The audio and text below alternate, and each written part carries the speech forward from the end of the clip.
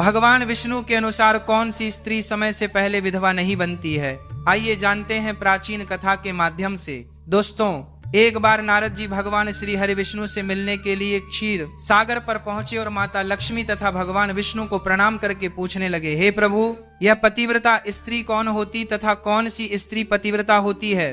कौन से कार्य करने से पतिव्रता स्त्री का पतिव्रता धर्म नष्ट हो जाता है? मैं इस विषय पर जानना चाहता हूँ, कृपया आप मेरी प्रश्न का उत्तर दें। तब भगवान विष्णु ने पतिव्रता स्त्रियों के 3 लक्षण बताए। जिस भी नारी के अंदर ये 3 लक्षण होते हैं, उसे स्त्री का वंश शुद्ध होता है, उसके घर पर लक्ष्मी निवास करती है, उस नारी के पति के साथ ही पिता के भी इन दोनों कुल के लोगों को स्वर्ग की प्राप्ति होती है। जो स्त्रियां पतिव्रता होती है वह मृत्यु के पश्चात विष्णु लोक को प्राप्त करती है। पतिव्रता स्त्री की महानता का वर्णन करते हैं भगवान विष्णु ने एक अत्यंत पवित्र कथा सुनाई है।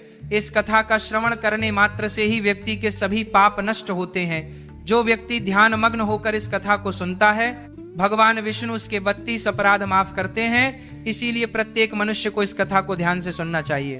दोस्तों, प्राचीन काल की बात है। मध्य देश में एक अत्यंत शोभायमान नगरी थी। उसमें एक पतिव्रता ब्राह्मणी रहती थी। उसका नाम था शैव्या। शैव्या का पति पिछले जन्म के पाप कर्मों के कारण इस जन्म में कोढ़ी हो गया था, अर्थात उसे कोढ़ का रोग हो गया था। उसके शरीर में बहुत सारे जख्म हुए थे जिनसे सदा ही पस निकलता रहता था।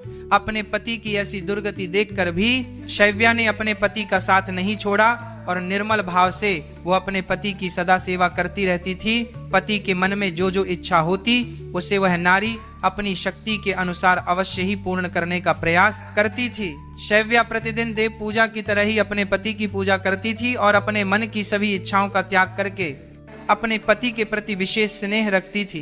फिर एक दिन शैव्या के पति को रास्ते से जाती हुई एक अत्यंत सुंदर वेश्या दिखाई दी। उस सुंदर वेश्या को देखकर उसका पति काम वासना से भर गया और उस वेश्या पर मोहित हो गया। उस वेश्या के सुंदर रूप ने उस ब्राह्मण को पूरी तरह से अपने वश में कर लिया। उसके रूप को देखते ही वह आहें भरने लगा, लंबी लंबी सांस खींचने लगा और जब वह वेश्या उसकी नजरों से दूर चली गई तो वह बहुत दुखी हो गया। अपने पति की आवाज सुनकर वह पतिव्रता शैव्या तुरंत दौड़ती हुई घर से बाहर आ गई और अपने पति से पूछने लगी, हे नाथ, क्या हुआ? आप इतने उदास क्यों हो गए? आपने लंबी लंबी सांस कैसे खींची? आपको जो भी कष्ट है मुझे बताइए, जो भी कार्य हो आप मुझे बताइए, वह मैं पूर्ण करने का प्रयास अवश्य करूंगी। हे प्राणनाथ, एकमात्र आप ही मेरे गुरु हैं, प्रियतम है। पत्नी के इस प्रकार से पूछने पर उसके पति ने कहा, हे प्रिय, मुझे जो चाहिए वह तुम नहीं दे सकती, तुम ही क्या कोई भी मुझे नहीं दे सकता, इसीलिए उस पर व्यर्थ बात करना उचित नहीं है, इसीलिए तुम रहने दो। फिर वह पतिव्रता बोली, हे नाथ, मुझे विश्वास है कि मैं आपके कार्य को अवश्य सिद्ध कर सकती हूँ। आप केवल मुझे आज्ञा देने का कष्ट करें, मैं अपनी पूरी शक्ति लगाकर उस काम को पूरा करूंगी। उस कार्य को पूर्ण करने के लिए जो भी उपाय हो मैं करूंगी। अगर मैं आपके इस कार्य को पूरा कर सकी तो इस लोक में और परलोक में मेरा कल्याण होगा। फिर शैव्या के कोढ़ीपति ने कहा, हे प्रिय, ठीक है, बताता हूँ। तू अभी अभी इस रास्ते से एक अत्यंत सुंदर वेश्या जा रही थी। उसका शरीर अत्यंत सुंदर और मनमोहक था, जिसे देखकर मेरा हृदय कामाग्नि से भर गया है। यदि तुम ऐसा कोई उपाय करो जिससे वह सुंदर वेश्या मुझे प्राप्त हो जाए तो मेरा जन्म सफल हो जाएगा। हे देवी, तुम उससे मेरा मिलन करवा कर मेरी कामाग्नि को शांत करो। पति के द्वारा ऐसा कहने पर वह अत्यंत दुखी हुई पर बोली, हे नाथ, आप धैर्य रखिए, मैं आपके इस कार्य को अवश्य सिद्ध करूंगी और उस वेश्या से आपका मिलन करवा दूंगी। इतना कहकर उस पतिव्रता नारी ने मन ही मन कुछ विचार किया और फिर रात्रि के अंतिम प्रहर में उठकर वह गोबर और झाड़ू लेकर घर से चली गई। जाते समय उसके मन में बड़ी प्रसन्नता थी। फिर वह उस वेश्या के घर पर पहुंच गई और उसने उस वेश्या के घर के आंगन में झाड़ू लगाया और गोबर से लीप कर उसका आंगन अत्यंत सुंदर बना दिया और लोगों की नजर पड़ने से पहले ही शीघ्रता से अपने घर को लौट कर आ गई। इस प्रकार से उस पतिव्रता स्त्री ने 3 दिनों तक उस वेश्या के घर के आंगन में झाड़ू लगाया और गोबर से लीप कर उसका आंगन स्वच्छ किया। उधर वह वेश्या अपने आंगन को देखकर अपने सेवकों से पूछने लगी, अरे वाह, आज आंगन की इतनी बढ़िया सफाई किसने की है? जिसने भी मेरा आंगन स्वच्छ किया है मैं उसकी इच्छा पूर्ण करूंगी। फिर वेश्या के सेवकों ने कहा, हे वेश्या, घर के आंगन की सफाई तो हमने नहीं की, हमारे जागने से पहले ही कोई इस आंगन की सफाई करके चला जाता है। सेवकों की बात सुनकर वेश्या को बड़ा आश्चर्य हुआ और वह सोचने लगी कि आखिर कौन आकर उसके घर के आंगन को साफ कर रहा है। फिर उसने जानने के लिए रात भर जागरण किया और छिपकर देखने लगी।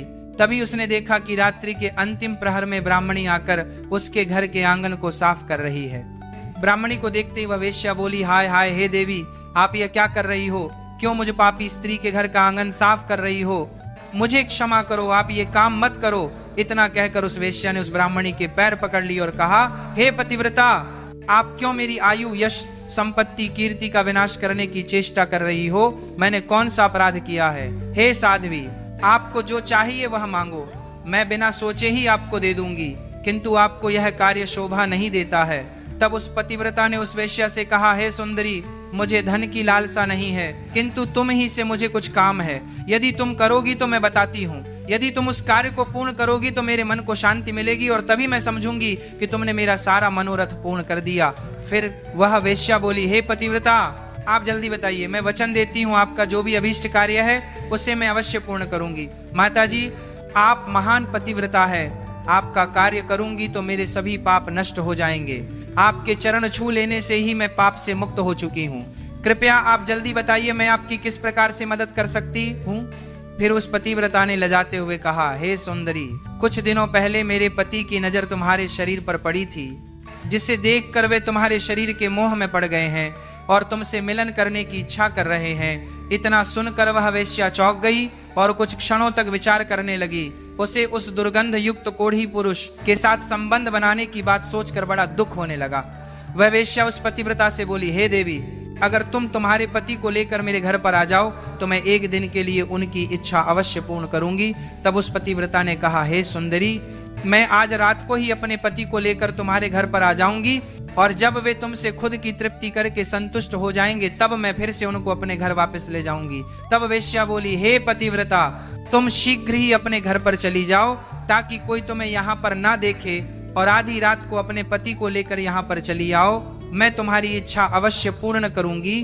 फिर वह पतिव्रता नारी अपने घर पर चली गई और उसने अपने पति को सारी बात बता दी कि वह आज रात को उसे उस वेश्या के घर पर ले जाएगी।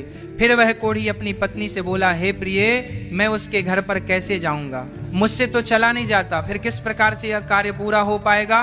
तब पतिव्रता बोली, हे प्राणनाथ, आप चिंता ना करें, मैं आपको अपनी पीठ पर बिठाकर लेकर जाऊंगी और जब आपका कार्य पूर्ण हो जाएगा तब आपको वापस ले आऊंगी। इतना सुनकर वह ब्राह्मण बहुत खुश हुआ और अपनी पत्नी से बोला, हे कल्याणी, तुम एक महान नारी हो, तुमसे मैं अति प्रसन्न हूँ, तुम्हारे कारण मेरा कार्य पूर्ण हो जाएगा।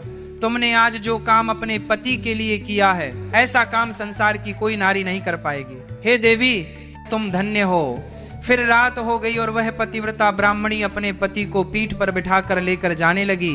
रास्ते में एक जगह पर परम तेजस्वी मांडव्य ऋषि को गलती से चोर समझकर राजा ने सूली पर चढ़ाया हुआ था। वह मांडव्य ऋषि के आर पार गया था, किंतु फिर भी वे जीवित थे और अपनी तपस्या में लीन हो गए थे। जब रात के अंधकार में वह पतिव्रता ब्राह्मणी मांडव्य ऋषि के नजदीक से गुजर रही थी तो गलती से उसके कोढ़ी पति का पैर मांडव्य ऋषि के शरीर को लग गया और उनकी तपस्या भंग हो गई। मांडव्य ऋषि अत्यंत क्रोधित हो गए और श्राप देने लगे, जिस पापी ने भी मेरी तपस्या भंग की है और मुझे वेदनाएं दी है वह पापी सूर्योदय होते ही भस्म हो जाएगा। ऋषि मांडव्य ने श्राप देते ही वह कोढ़ी जमीन पर गिर पड़ा।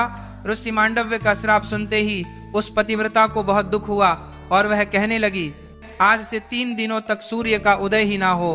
इतना कहकर वह पतिव्रता अपने पति को लेकर घर चली गई और अपने पति को शैया पर लेटाकर उसके पास बैठ गई। पतिव्रता की वाणी में इतनी शक्ति होती है कि वह जो भी कहती है वह सत्य हो जाता है और पतिव्रता के कहने पर साक्षात सूर्य देव को भी उसकी इच्छा का पालन करना पड़ता है, क्योंकि स्वयं भगवान विष्णु ने ही पतिव्रता स्त्रियों को यह वरदान दिया है कि वे जो बोलेगी वह अवश्य ही सिद्ध हो जाएगा। फिर 3 दिनों तक सूर्योदय नहीं हुआ। सारा संसार अंधकार में चला गया और तीनों लोकों में इसकी खबर फैल गई। यह दृश्य देखकर सभी देवता ब्रह्मा जी के पास गए और सूर्य के उदय न होने का कारण पूछने लगे। तब ब्रह्मा जी ने देवताओं को उस ब्राह्मणी और मांडवी जस्सी का सारा वृतांत सुना दिया।